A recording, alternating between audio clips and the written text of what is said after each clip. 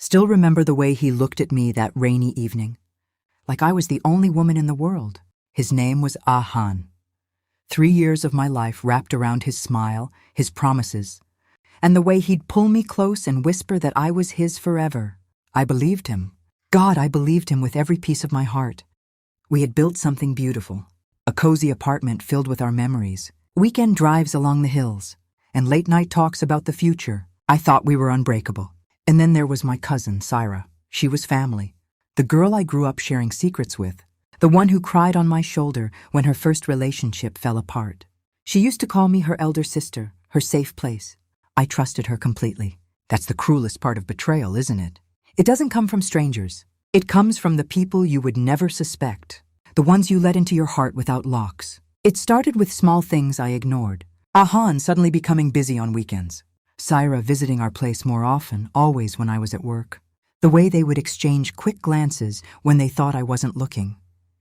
I told myself I was overthinking, that my love for him was making me insecure. But the universe has a way of ripping the blindfold off when you least expect it. One ordinary Thursday, I came home early from the office. My boss had canceled the late meeting, and I was excited to surprise Ahan with his favorite coffee and pastries. I still remember humming our song as I climbed the stairs, smiling like a fool in love. I unlocked the door quietly, wanting to catch him off guard. And that's when my entire world shattered. There they were, in our bed, the bed where he used to hold me and tell me I was his only one. Ahan and Sarah, tangled together. The sound of their laughter turned into shocked silence.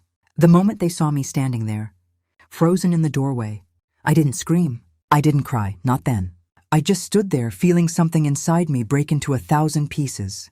The coffee cup slipped from my hands and shattered on the floor, just like my heart. Ahan jumped up, pulling the sheet around him, mumbling excuses. "It's not what it looks like, baby. Please let me explain." Sarah couldn't even look me in the eyes. She just whispered, "I'm sorry," like that word could erase years of sisterhood. I walked out without saying a single word.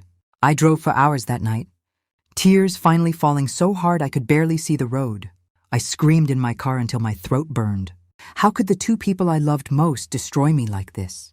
How could they look me in the face every day and lie so easily?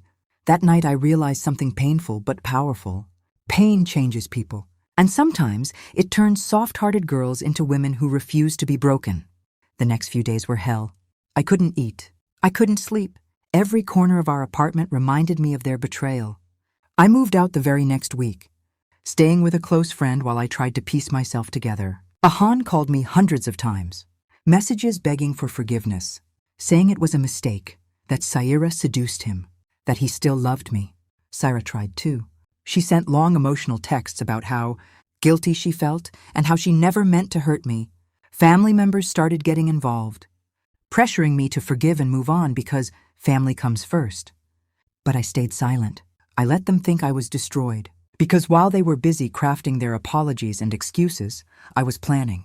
I'm not the kind of woman who throws things or makes public scenes. That's too easy.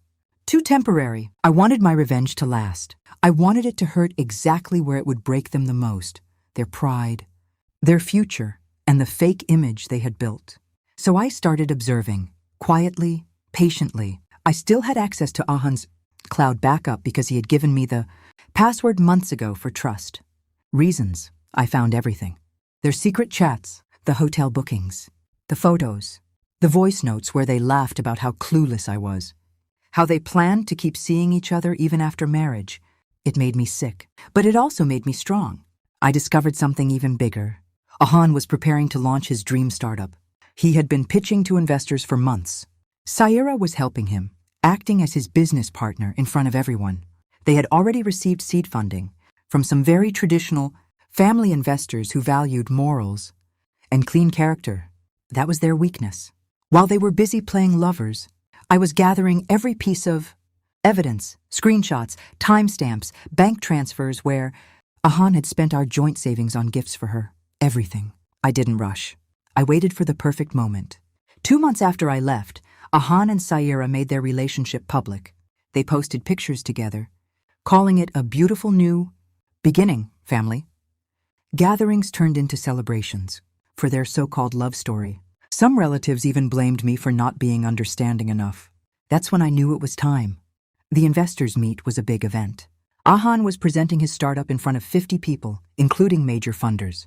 Syra was sitting right beside him as his co-founder and life partner, smiling proudly.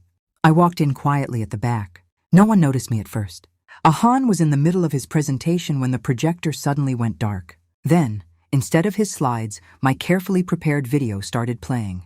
It wasn't dramatic shouting or crying. It was calm, professional, devastating. It started with our old photos, the ones of us happy. Then it slowly transitioned into their private chats. Their voices filled the room. Their laughter, their cruel jokes about me, the proof of how they used our joint savings, the hotel bills, everything. The room went completely silent. I stepped forward as the video ended, calm, composed, stronger than I had ever been.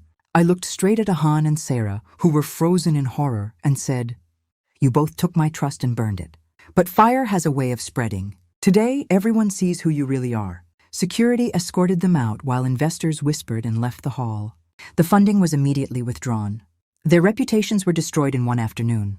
In our social circle, no one wanted to associate with them anymore. Syra's family cut her off financially. Ahan lost every opportunity he had worked for. The perfect future they had planned together crumbled in their hands. I didn't feel joy that day. I felt justice. Months later, I heard Ahan was working a small job in another city. Syra moved away too, carrying the weight of what she had done. As for me, I started over. I got a promotion at work. I traveled. I laughed again. I learned to love myself in a way I never had before. The greatest revenge isn't destruction. It's becoming the woman they could never break.